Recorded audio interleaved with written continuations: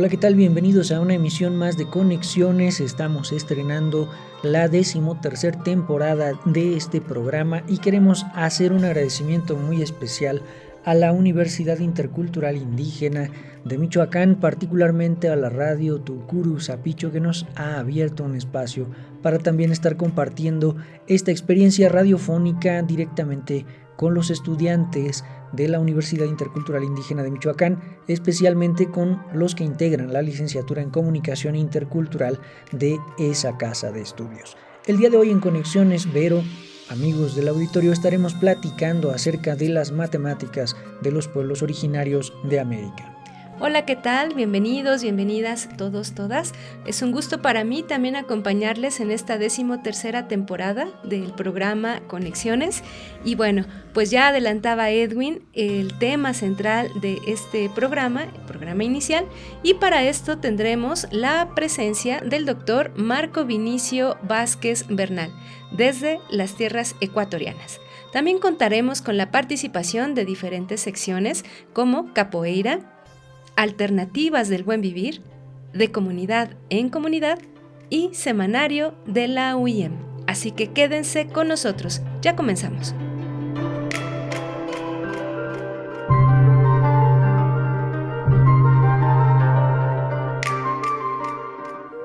Bienvenido a Conexiones. Escucha tus raíces. Esto es Conexiones, entretejiendo culturas y saberes.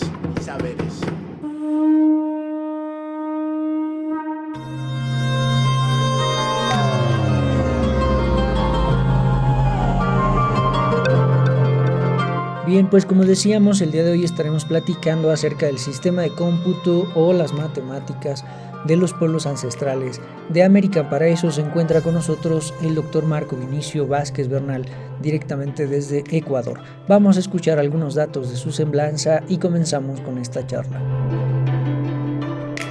El doctor Marco Venancio Vázquez Bernal se ha destacado por su labor docente, investigativa y cultural. Estudió matemática con especialidad en estadística en la Universidad Técnica Estatal de Quevedo. Docente, investigador y autoridad de unidades del Ecuador, investigador en el área cultural y en el área de educación. Se ha desempeñado como director de la innovación educativa de la UNAE 2017-2019. Docente en la Unidad Educativa Andrés Córdoba, 2013-2014. Vicerrector general de la Universidad Técnica José Peralta, 2013-2008. Coordinador de la sede Cañar de la UTJP, 2006-2012. Director de la carrera de Informática del Instituto Tecnológico Andrés Córdoba, 2012-2014. Y actualmente algunos de sus cargos son miembro de la Comisión Gestora de la UNAE, coordinador pedagógico de la UNAE, director del Grupo de Investigación Institucional Eureka, director del Instituto Ecuatoriano de GeoGebra, coordinador de investigación del Centro de Investigación de la Cultura Cañarí, vocal principal de la Casa de la Cultura Ecuatoriana, Núcleo Cañar. Regresamos a Conexiones.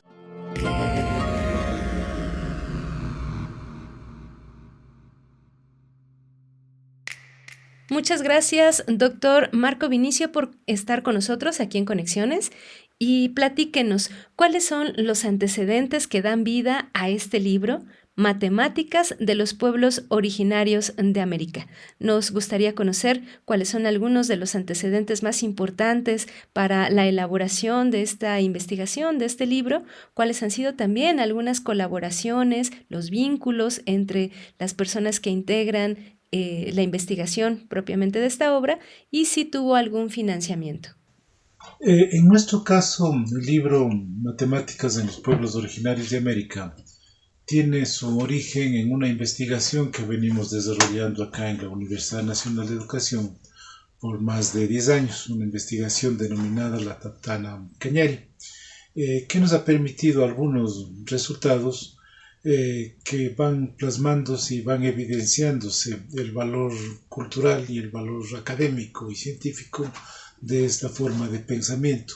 El pueblo Cañari es un pueblo originario del sur de Ecuador que obviamente entre sus legados creo yo que el más significativo es justamente este que tiene que ver con el contador Cañari, un objeto arqueológico en el cual nosotros hemos podido identificar ciertos principios que permiten dar respuestas contextualizadas a diversos requerimientos, respuestas en el sentido de conocimiento científico.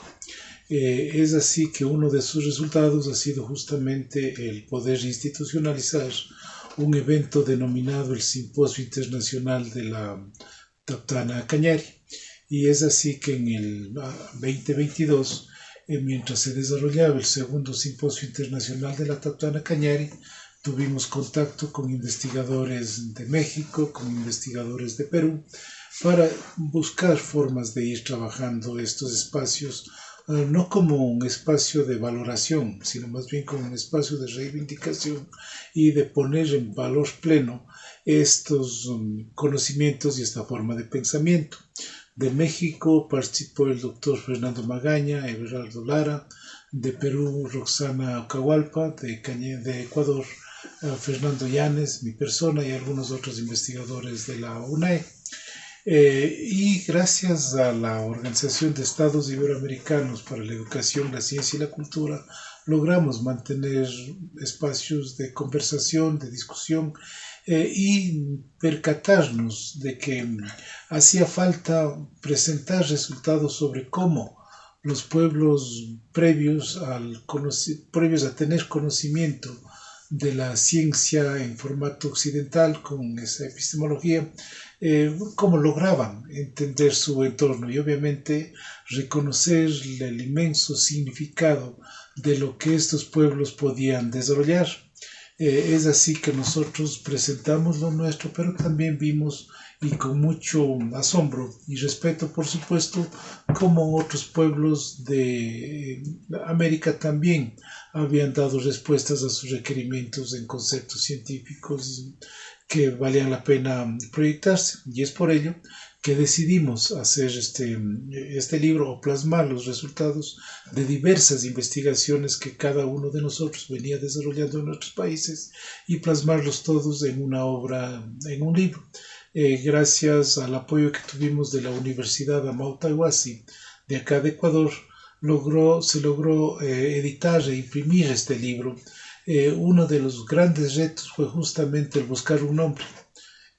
Pensábamos primero que debía ser el conocimiento antes de la conquista, o el conocimiento ligado a los pueblos de acá, y es por ello que coincidimos en que tal vez el título más adecuado era aquel de las matemáticas en los pueblos originarios de América, como una forma de valorar y de reivindicar ese conocimiento que en algún momento quedó truncado, que no se lo respetó, y que estaba siempre ahí. En nuestro caso, nosotros hemos podido evidenciar cómo este objeto denominado el contador Cañari tiene intrínseco muchas formas de pensamiento. Es por ello que para nosotros ha sido muy grato el poder presentar este resultado al mismo nivel que lo han hecho nuestros colegas de México y de Perú, quienes han presentado también sus resultados en torno a la matemática maya, a otro tipo de matemáticas de Mesoamérica y también a la matemática inca. En este sentido, tal vez el mensaje más preciso de esta obra tiene que ver con que el ser humano de América, desde sus orígenes, desde sus pueblos primogenios, logró justamente una propuesta de ciencia, una propuesta de pensamiento que le permitió entender el mundo y su entorno. Muchas gracias, doctor Marco Vinicio, por compartirnos estos panoramas, estas formas también de contribución que lograron concretar la elaboración del libro. Vamos a una pequeña pausa y regresamos a Conexiones. Essa noite eu tive sonho que não sai da minha mente. Sonhei com a capoeira dos tempos de antigamente. Una reflexión ante las propuestas de los autores Sergio González Varela y Ricardo Nascimento. La capoeira es un movimiento social antisexista y una práctica cultural afro-brasileña que combina la lucha, danza y música. Se destaca su origen en la diáspora africana y su desarrollo como una forma de resistencia contra la esclavitud en Brasil, así como su evolución histórica desde una práctica marginal hasta convertirse en un símbolo de la cultura brasileña y un fenómeno global presente en más de 160 países. La capoeira es reconocida como Patrimonio Cultural Inmaterial por la UNESCO. Se presenta como un espacio de resistencia cultural y memoria de los pueblos negros, desafiando estructuras patriarcales y racistas. La importancia de la ginga como metáfora de lucha y resistencia ha jugado un papel sumamente importante en la resignificación de interseccionalidades de raza, género y clase, los sectores más vulnerables desde hace décadas. La baja representación de mujeres negras en la capoeira y las asimetrías de género que persisten en su práctica destaca la necesidad de estrategias afirmativas para garantizar su permanencia. Además, se critica la masculinidad dominante y se subraya el papel de las mujeres angoleiras en la ocupación de espacios tradicionalmente masculinos. Se exploran las dinámicas del juego en la capoeira, distinguiendo entre juegos finitos y juegos infinitos, siendo la capoeira Angola un ejemplo de juego infinito, que promueve valores comunitarios y conocimiento colectivo. También se reflexiona sobre la tensión entre la tradición y renovación, y la importancia de preservar los fundamentos de la capoeira mientras se adapta a nuevos contextos. El capítulo examina cómo la capoeira fue moldeada por las relaciones de poder coloniales, raciales y de género, y cómo las narrativas colonizadoras invisibilizaron la participación activa de las mujeres negras, reduciéndolas a estereotipos. A pesar de esto, las mujeres negras jugaron un papel crucial en la resistencia cultural y la preservación de las tradiciones, enfrentando violencia simbólica y física, y construyendo espacios de lucha y afirmación. Finalmente, se plantea la capoeira como una práctica interdisciplinar y decolonial, que desafía las estructuras de poder impuestas por la modernidad y colonialidad, promoviendo así valores de libertad, dignidad y humanidad. Se propone investigar las representaciones sociales y autopercepciones de género en la capoeira, destacando su potencial para desafiar el racismo y el patriarcado, para así construir un futuro más inclusivo. Estas propuestas se han extraído del libro Capoeira, pasado, presente y futuro de una práctica afro-brasileña. Si este tema te ha interesado, quédate pendiente a los siguientes capítulos. Essa noite eu tive sonho que não sai da minha mente. Sonhei com a capoeira dos tempos de antigamente. Pónganse en contacto con Conexiones al teléfono 712-123-5963. Continuamos.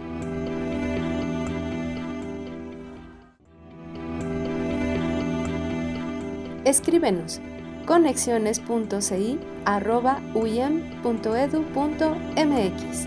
Continuamos.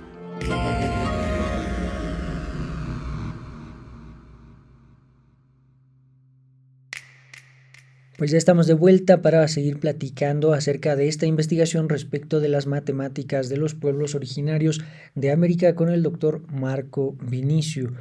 Platícanos un poco sobre algunos de los elementos o fundamentos principales de estos sistemas de cómputo americanos, cómo se relacionan con los astros, con el entorno natural, incluso con el propio cuerpo. En este sentido, primero tendré que indicar, o voy a permitirme indicar, cuáles son los principios que tienen que ver con nuestra investigación, aquella del contador Cañari. A un comienzo, por supuesto, nosotros la identificábamos como un objeto para hacer cálculos aritméticos, así lo presentaron Paul Rivet, así lo presentó Arriaga, es decir, investigadores que anteriormente ya trabajaron sobre este objeto, y nosotros en nuestro primer acercamiento reconocíamos también eso. En realidad, obviamente que ha sido la investigación que nos ha permitido el ir mostrando y el ir evidenciando que hay mucho más conocimiento matemático en este objeto.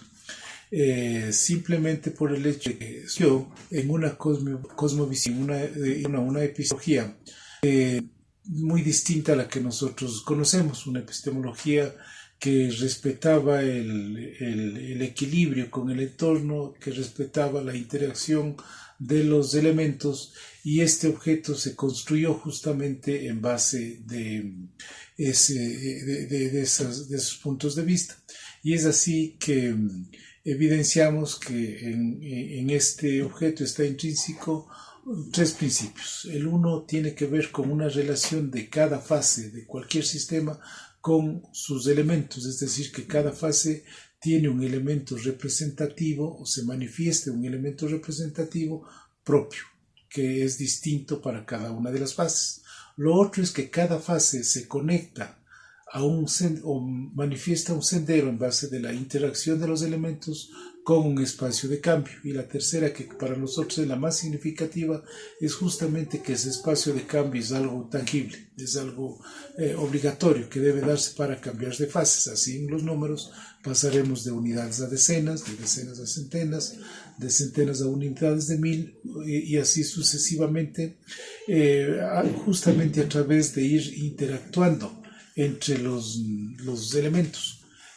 Con ello, ¿qué hemos logrado? Hemos logrado, por supuesto, poder entender este objeto dentro de lo matemático, pero a la vez que esos principios permiten entender sistemas que no necesariamente o que no se limita únicamente a los sistemas matemáticos, sino que pueden ser sistemas de vida. Es por ello que nosotros podemos, y lo hemos hecho, responder a requerimientos de distintos grupos, donde se trabaja ya la interdisciplinaridad y donde se trabaja esa relación de la complejidad, tal como lo propone Del Morín, para poder generar un conocimiento significativo y mostrar a la ciencia como lo que realmente es, una herramienta para defender el entorno, para entender la realidad y para poder proyectar debidamente sistematizaciones sobre lo que acontece día a día.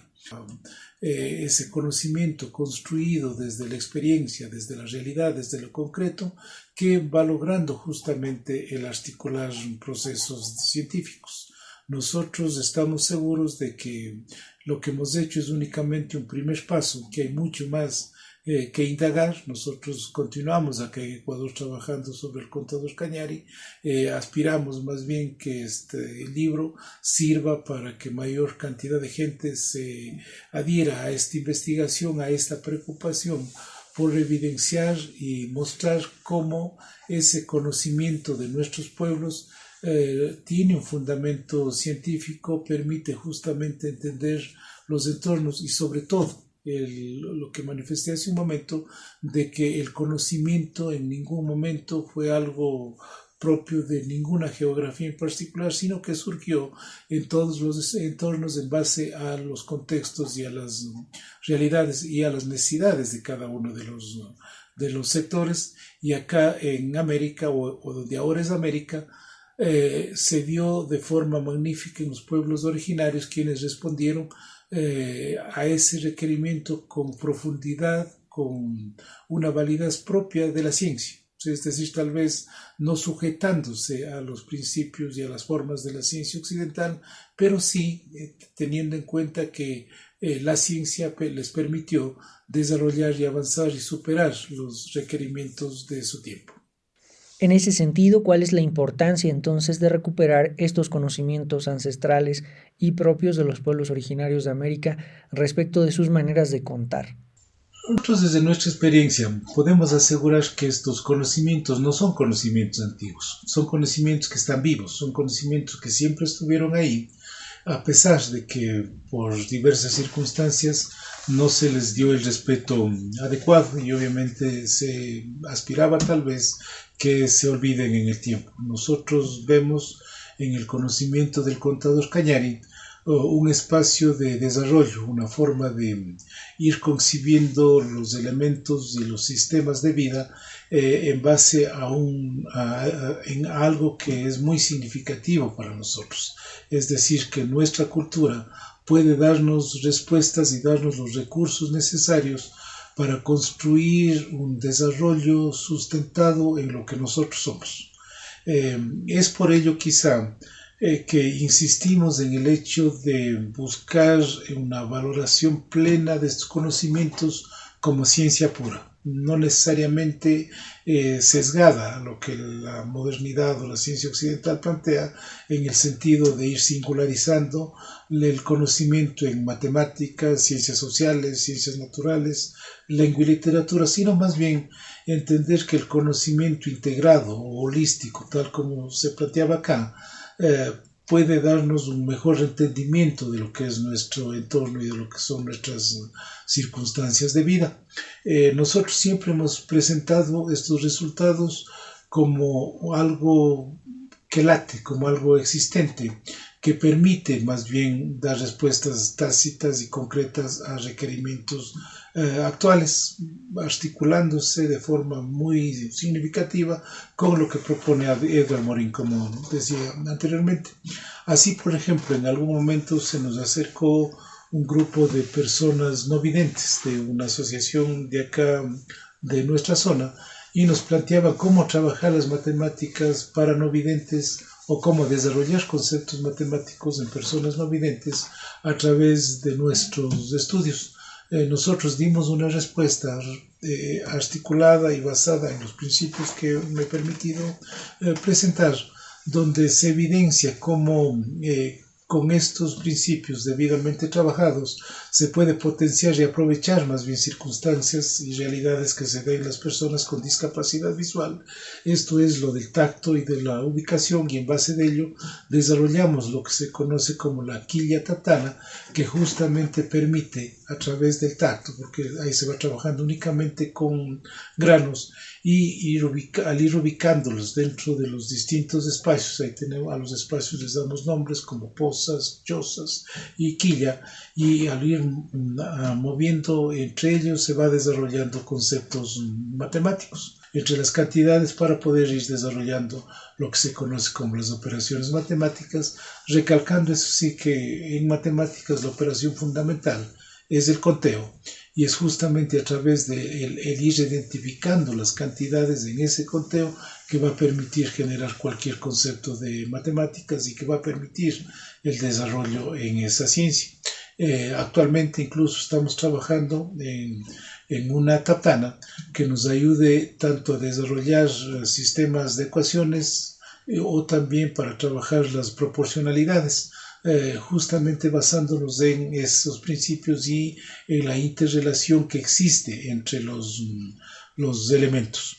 Es así que pensamos nosotros que este tipo de conocimiento, además de tener el valor de ser propio, de valorar nuestra cultura, permite ir logrando espacios de conocimiento que van mucho más allá de la memorización de los teoremas, de la memorización de los algoritmos, y que más bien posibilitan que el conocimiento vaya construyéndose de acuerdo a los contextos de cada grupo y a las singularidades de los individuos. Sin lugar a dudas, la disposición que tenemos para pensar numéricamente el mundo también está determinada por esta condición cosmovivencial tan particular dentro de los pueblos ancestrales de América, y eso lo podemos ver reflejado en las diferentes manifestaciones de los números y cómo se relacionan estos con nuestra vida cotidiana. Vamos a seguir en Conexiones, vamos a escuchar la siguiente información y estamos de vuelta.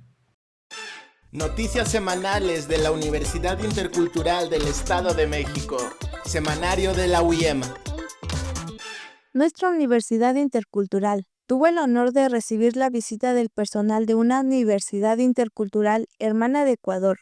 Este encuentro marca el inicio de un valioso trabajo en conjunto, donde el intercambio de experiencias y saberes fortalecerán la formación de nuestros estudiantes, creando puentes de colaboración que trascienden fronteras. Con alegría celebramos este acercamiento que reafirma nuestro compromiso con una nueva educación intercultural de calidad inclusiva y transformadora.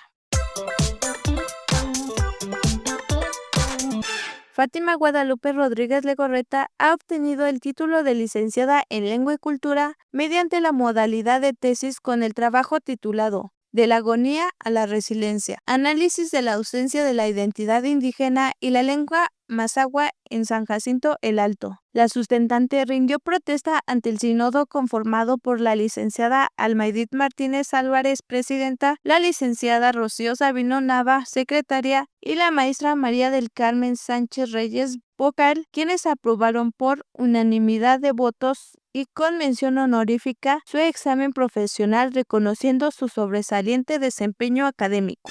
Noticias semanales de la Universidad Intercultural del Estado de México. Semanario de la UIEM.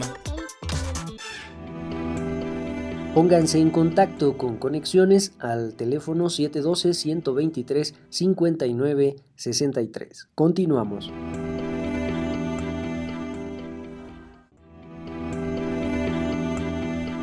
Escríbenos conexiones.ci@uiem.edu.mx. Continuamos.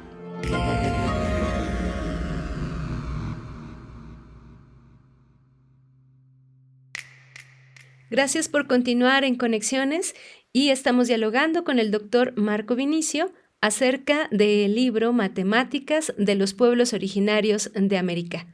Doctor Marco, platíquenos cómo promover el aprendizaje de las matemáticas de los pueblos originarios. Háblenos de sus experiencias más importantes al respecto. Nuevamente responderé esta pregunta partiendo de lo que nosotros hemos hecho acá en Ecuador, particularmente en la zona sur, donde hemos visto nosotros en el contador Cañari un pensamiento que permite lograr un desarrollo no únicamente en el aprendizaje de las matemáticas, sino más bien un desarrollo en el sentido de entender todos los elementos y las interrelaciones que se dan en la sociedad.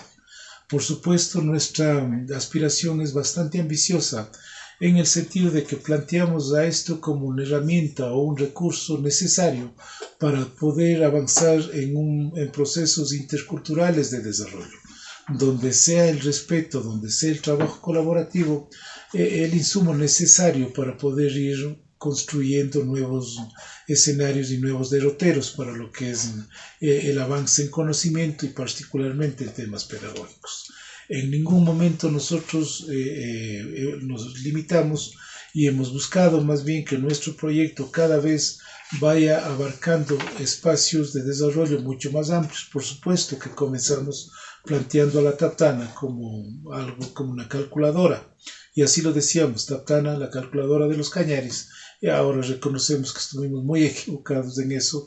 La investigación nos ha demostrado que la Taptana es mucho más que un objeto para hacer cálculos aritméticos, y es más, el pensamiento implícito en ese objeto inicial que derivó en la Taptana Cañari, conocido como el contador Cañari, permite este momento dar respuestas en espacios mucho más amplios. Es así, por ejemplo, que actualmente estamos fomentando una propuesta que se denomina la ruta académica cultural de la Taptana Cañari, donde en espacios turísticos reconocidos acá en la provincia del Cañar hemos ubicado taptanas en piedra, réplicas por supuesto, con códigos QR a través de los que cualquier ciudadano puede ingresar de forma absolutamente gratis a toda la información que nosotros vamos desarrollando, donde está cómo funciona cada una de las taptanas, cómo se puede operar y a la vez qué fundamento tiene cada una de estas. Siempre partiendo de ese hecho y buscando esa valoración a esta forma de pensamiento, repito, no como algo ya del pasado, sino más bien como algo que permite un desarrollo sostenible y sustentable en el tiempo. Para ello, por supuesto, es indispensable que exista la coordinación adecuada con los pueblos originarios y con nuestras comunidades, y es con ellos con quienes estamos buscando los espacios necesarios para poder ir difundiendo esto. Tenemos también como resultados que se dan en estas investigaciones, a las que nosotros llamamos investigaciones vivenciales, investigaciones que laten por sí, que van surgiendo nuevos resultados que a la vez proyectan proyectan el ámbito de acción. Es así, por ejemplo, que últimamente hemos logrado identificar que ese contador Cañari está también plasmado en unos petroglifos. Ya no es únicamente el objeto arqueológico que se encontraron en piedra y en madera, sino más bien están también los petroglifos, y obvio, que datan un tiempo ya más significativo en cuanto a antigüedad y que evidencian cómo esta forma de pensamiento fue valorada ya también por quienes hicieron esos petroglifos. Y surge ahí algo que vale la pena comentar, es el hecho de que estos petroglifos no están en donde se había pensado, se limitaba a lo que es el pueblo Cañaris de la zona amazónica del Ecuador, que a la vez presenta otras preguntas, otras investigaciones, ¿no es cierto? ¿Qué tipo de relación había entre estos pueblos, los amazónicos, con el pueblo Cañari, para que en el pueblo amazónico hayan esculpido un petroglifo, un mensaje hacia el futuro, en función justamente del contador Cañari, de valorar lo que son nuestros conocimientos ancestrales y poder plasmarlos ya como herramientas de desarrollo. Nosotros estaremos prestos a mantener ese tipo de actitud. Aspiramos que en el próximo simposio, que se va a dar en septiembre de este año, del 18 al 21, poder discutir sobre esto y poder, ojalá, que otros investigadores se sumen a estas propuestas, porque estamos seguros de que lo que sucedió aquí en Ecuador sucedió también en otros países, en otras geografías, y que tal vez es necesario que la investigación conjugada, que la investigación conjunta entre la academia y los pueblos originarios vayan dando respuestas en ese sentido y evidenciando que la ciencia es algo que se va construyendo, que debe respetarse, que debe plasmarse, en tanto en cuanto se la pueda fundamentar y se la pueda presentar a distintos análisis, donde siempre habrá un espacio de mejora, donde siempre el sentido de verdad irá mostrando esos resultados, irá validando, reconocemos como el que más, que no hay. Muchas gracias, doctor Marco, por estas experiencias que nos ha compartido. Por supuesto, recuperar el conocimiento antiguo desde el cómputo, desde las matemáticas, desde las primeras maneras en que las civilizaciones antiguas aquí en Mesoamérica, en el continente americano, pudieron recuperar a través de los astros, de su entorno mismo, pues es una tarea fundamental que no solamente nos implica a reproducir esquemas de pensamiento en las escuelas, ¿no? En las ya existentes, sino más bien en recuperar, en procurar esa forma de concebir el mundo y de esta manera recuperar también los vínculos con él. Pues muchas gracias, doctor, por su presencia en este programa de Conexiones y esperamos contar con usted nuevamente. Cualitonali Masegualmej. Bienvenidos a Alternativas del Buen Vivir, en voz de Adriana Rodríguez. Muy buenas. Es un gusto continuar tejiendo palabras para explorar, para reflexionar, sentipensar y sobre todo practicar el buen vivir. Y es que estamos en un espacio-tiempo en que es muy importante pensar en la práctica del buen vivir. Y por ello vamos a hacer una revisión de experiencias que nos permitan comprender el alcance de este paradigma ancestral que nos ofrece posibilidades para crear o recrear realidades, para construir alternativas de vida plena con propuestas y experiencias propias aplicadas a nosotros y a nuestro entorno. Y es que muchas veces pensamos en el buen vivir como un ideal comunitario y de relacionamiento armónico con la naturaleza, pero ello implica ubicarnos muchas veces en lugares rurales, alejados o zonas relativamente aisladas del agite de las ciudades o de lo que conocemos como el mundo desarrollado. Pero ¿y si queremos practicar o acercar el buen vivir a nuestra realidad en una ciudad grande o pequeña, o incluso en un pueblo intermedio entre el campo y la ciudad, ¿a qué referentes debemos acudir? Esa es una muy buena pregunta. Y aunque parezca difícil, hay muchas posibilidades de tener, de crear experiencias teniendo referentes de quienes están recorriendo esos caminos para el cambio de paradigmas. Así que vamos a reflexionar sobre la importancia que ha cobrado el buen vivir como marco de referencia en espacios no solamente lejanos, sino muy cercanos, como los movimientos sociales, indígenas, campesinos, de mujeres, afrodescendientes, mestizos, jóvenes, docentes y un amplio etcétera de todas las propuestas que desde distintos enfoques tienen como hilo conductor el buen vivir. Y por supuesto, hay que hablar del buen vivir en la educación, en las pedagogías y metodologías participativas que empiezan a aplicarse como una vía de transformación y también de reivindicación activa que hace visibles otros conocimientos y otros saberes distintos a los occidentales. Y pongo occidentales entre comillas, porque muchas veces tenemos esos referentes de lo moderno y esos referentes a la luz del buen vivir son los que a día de hoy de los que debemos y podemos tomar distancia. Ya lo hemos hablado con la descolonialidad o la descolonización del pensamiento, porque el buen vivir es mucho más que un enfoque teórico y tiene un reflejo práctico y concreto. Claro, ¿qué es lo que debemos hacer? Buscar referentes de esa aplicación para poderla traer a nuestros espacios vitales. Y te voy a poner un ejemplo. Además de hablar del buen vivir como alternativa de vida, tenemos el buen vivir como un referente que ha sido incluido y está siendo incluido en espacios de desarrollo. Sí, sí, de estudios sobre el desarrollo, de maestrías, de incluso propuestas del desarrollo que están empezando a tener en cuenta el buen vivir como una posibilidad que permite incluir el enfoque de las comunidades. Y esto es clave, porque tú estás escuchando esto y si empiezas a pensar lo que sería en tu entorno, crear propuestas de vida alternativas y distintas al desarrollo individualista, competitivo, tienes el buen vivir como una alternativa y como un marco de referencia.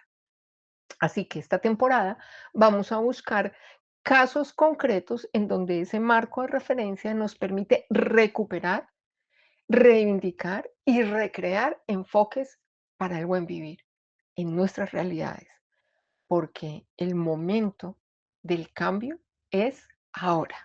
Esto fue Alternativas del Buen Vivir. Para mayor información, consulta la página filosofiadelbuenvivir.com. Hasta Mostla.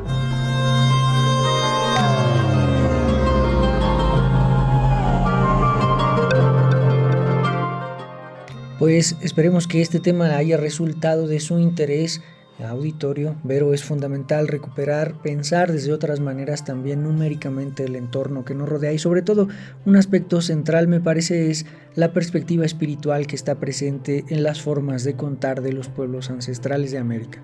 Es correcto, Edwin, y hay una riqueza impresionante, no solo desde, digamos, la concepción de lo que implica el 1, el 2, el 3, estas entidades numéricas, sino también desde la palabra misma, por ejemplo, en náhuatl, se, ome, yei, nahui. Cada una de estas palabras tiene en su alrededor un montón de condiciones que nos orientan a repensar nuestra relacionalidad con el entorno, con las semillas, con el maíz, con el agua, con diferentes elementos que en muchas ocasiones hemos dejado pasar o hemos dejado desapercibidos. Entonces, de esta manera, recuperar estos espacios en el ámbito educativo puede ser una tarea innovadora y también bastante interesante.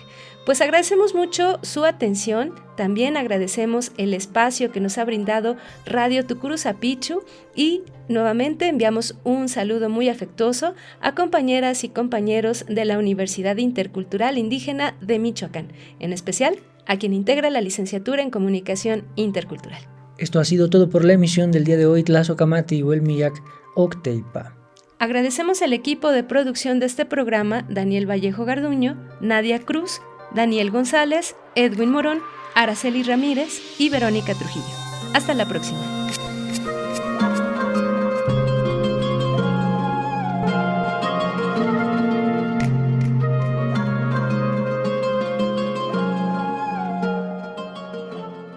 Nahuel Nechpactia.